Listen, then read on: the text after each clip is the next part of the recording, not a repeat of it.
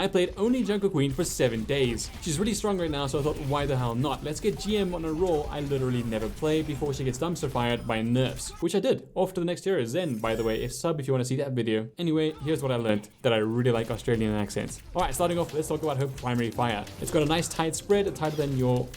It's got a nice and tight spread. This means you don't always have to be close. You can kind of poke a bit before you're engaged with your shout and axe. I learned that with the throwing knife Gracie, it's fantastic for displacing your enemies, especially if you yoink them off their high grounds. It works really well. You even get some people getting racist in match chat when you get this right, weirdos. I learned that because of its extremely low cooldown that I can just spam it like crazy. Like if I see an enemy that I could yeet the knife at, I would do it, bro, because hitting that knife yields massive stonks. An important thing to know about the blade is that the cooldown starts literally the moment you throw the blade, which means you could throw it, leave it in the enemy for about 3 seconds, have it automatically come back to you, and boom, you have like 1.5 seconds left of CD remaining, and you can throw it again. Nuts. You even get more self-healing out of it. The direct hit impact damage is about 50, wounds for about 30 over time, and then you call the blade back and it will deal an additional 15 damage over time. So leaving it in can be good additional pressure. Another thing I learned while playing junkerqueen is that her axe swing Carnage is very committal. For example, if you press your axe ability while your shout is off cooldown and your team is dying around you,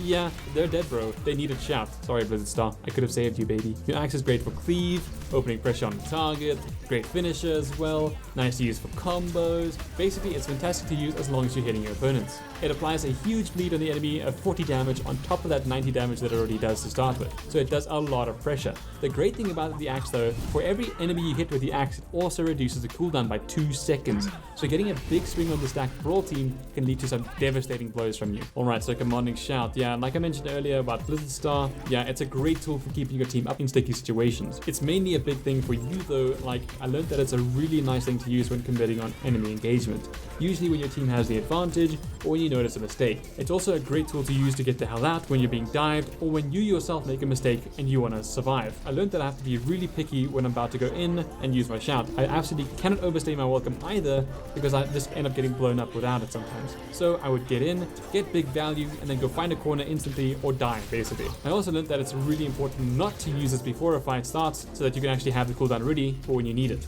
And on top of that, using it after your ult is generally the play so that you can make use of the speed boost you get from the shout to close the distance between you and the enemy squishy that you charge to. Hey, by the way, if you're new here, go ahead and sub. If you're enjoying the video, go ahead and leave a like. If you have something that you want to add, please don't hesitate and leave it in the comments.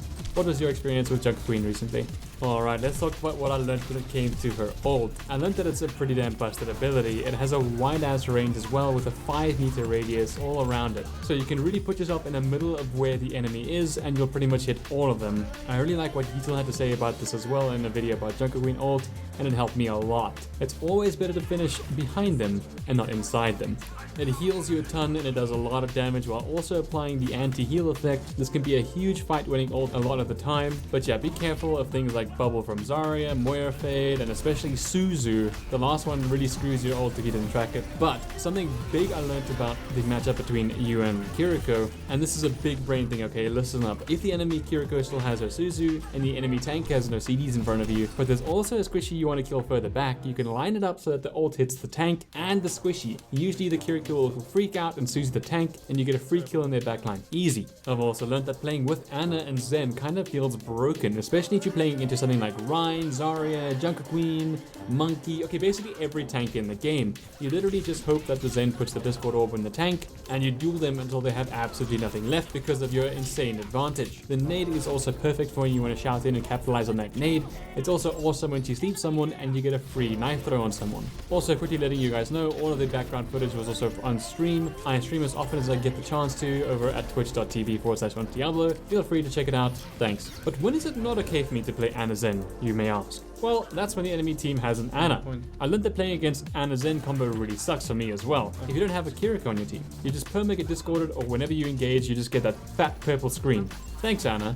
You kind of just fall over whenever you ult if you didn't track the nade from Anna, or when the enemy goes Kiriko, I also have to be mindful of their Suzu, otherwise I ult and it just blows wind in their faces. That's really helped me learn how to track enemy cooldowns as tank. Another really good support combo for junkerqueen is also Lucio, because let's be real, the only mobility cooldown for junkerqueen being inherently a 19-second cooldown does not classify her as mobile at all. Having that Lucio speed can be quite nice, especially when going in on a squishy.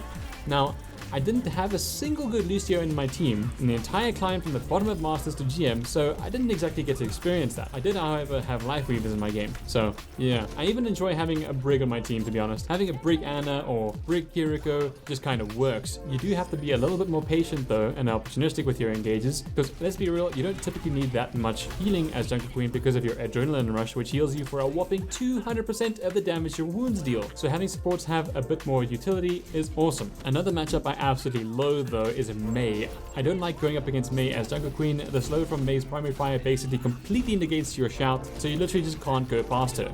Also, Mei just kind of puts a stupid amount of value out by walling and ulting you. It's free real estate. You know who you are. It's also really nice to have a medium range DPS in your team like Soldier, Sojourn, Cassidy, and then a Tracer or Sombra as well, maybe even a Genji. Basically something that can flank and apply additional pressure on the backline, which makes it harder for the enemy backline to pressure you on the front line. This makes it so that you can kind of walk past the enemy tank and get a free kill on the backline and give a shot for your flanking DPS so that you guys can just wipe the floor. Alright, so when it comes to being a tank, I learned that junkerqueen really is just a glorified DPS with a higher HP count. She's not really a tank. If the enemy is playing a highly brawl composition, yeah, good luck holding space, bro. If the entire enemy team is playing like some divey stuff, yeah, you're not dead, but you're 100% gonna have to give them that space. You're a tank that wants to play for kills and displacement and output a ton of pressure with your damage. Going on flanks to clear the high grounds and stuff is quite the profitable endeavor. However, sometimes the enemy is playing brawl, doom, or monkey, and you can actually really just hard focus them and get some really good results. It can force them to use their mobility cooldowns. You can also completely screw their attempts to get to your backline, and you can also make it so that it's impossible for them to escape with your Jagged Blade. In the end, I basically learned that junkerqueen is quite the selfish tank, similar to Roadhog in a sense where you aren't really holding space, but really just there threatening with your damage potential. I play a bit more like a DPS, and boom, success. Alright, big thanks for watching, ladies and gents. I hope you enjoyed the video. If you've made it this far, thank you so much, you're a legend. If you want to support me, please consider leaving a like, a comment for the algorithm, or just a chat. Even some feedback would be great, I'd appreciate that. Otherwise, you can also check out my Twitch. I'm trying to stream as often as possible over at twitch.tv/Ontiablo. Again, thanks for watching, stay safe, and I hope to see you in the next one. Cheers.